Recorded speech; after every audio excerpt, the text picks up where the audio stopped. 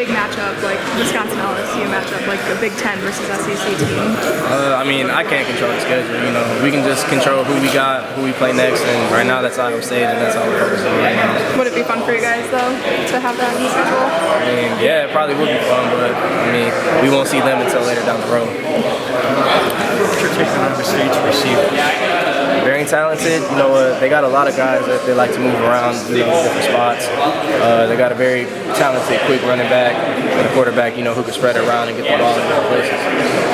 Last week, kind of a good prep for this week in some ways.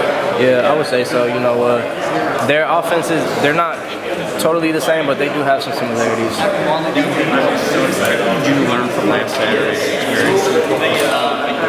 I mean, we still have a lot of work to do. You know, there's a lot of improvements still to be made out there.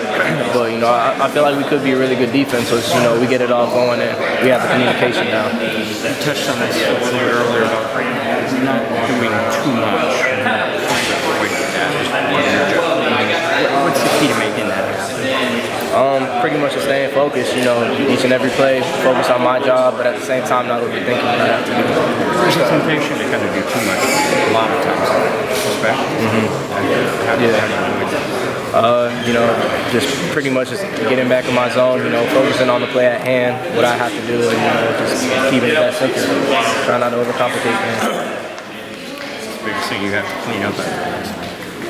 I'd say the biggest thing I have to do is just execute. You know, there's a lot of times I was in position, but I just didn't necessarily make the play. So, you know, I've been working on that, you know, during practice, after practice this week, just finishing plays.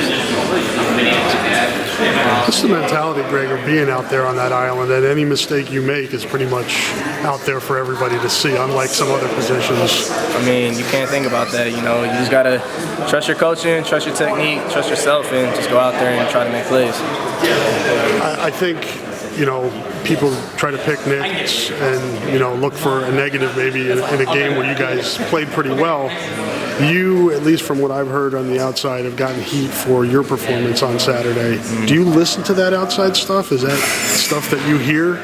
I mean, I try not to pay too much attention to that because a lot of times it's from people who have never played the sport. You know, they're just going off of what they see on TV and stuff. So I don't really take that too personal.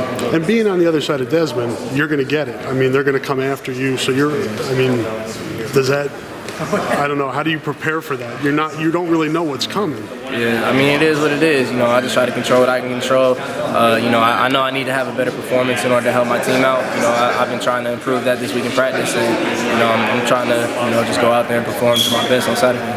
You said to Steve that you felt like you were in position most of the time, but just didn't execute. Kind of explain that a little bit. What you need to clean up. You know, it just comes down to finishing plays. You know, the ball will be up in the air. You know, I'd be in good position, but I just gotta, you know, have better leverage so I can't necessarily get pushed off and just play through his hands and play through his eyes and just finish the ball. What this week, you know, maybe the biggest strength of their team are the receivers. Does that kind of ratchet up things for you guys even more? Yeah, you know, we've amped it up during practice. You know, we've worked on a lot of deep ball stuff because, you know, we feel that they're going to try to attack us vertical, and you know, just working on communication because that was a big thing last game as well. Just making sure all 11 guys get the call. What are the keys to defending Lazard? Communication and just trusting your technique, you know, playing your technique. It's going to take all 11 guys to contain that offense. You guys played a lot of man the other day. Is that something that you feel like will continue? Is that based on opponent? Is that what you like? I mean, it's pretty much, you know, a game plan situation, you know, pretty much what we feel like is going to give us the best advantage. You know, we have two good corners who, you know, they trust us and they like to put us out there and man on the island, and you know that could work in our favor or, you know, that could expose us. But you know, it's up to us just to, you know, make more plays than bad plays. Do you like that? Do you prefer the man or do you prefer zone? What's if you got to pick? Man is definitely easier because you just have one and only focus. Zone, it's more, you know, reading different things. But you know, I'm running whatever coach calls, so whatever he feels like will put us in the best position. Thanks, Greg.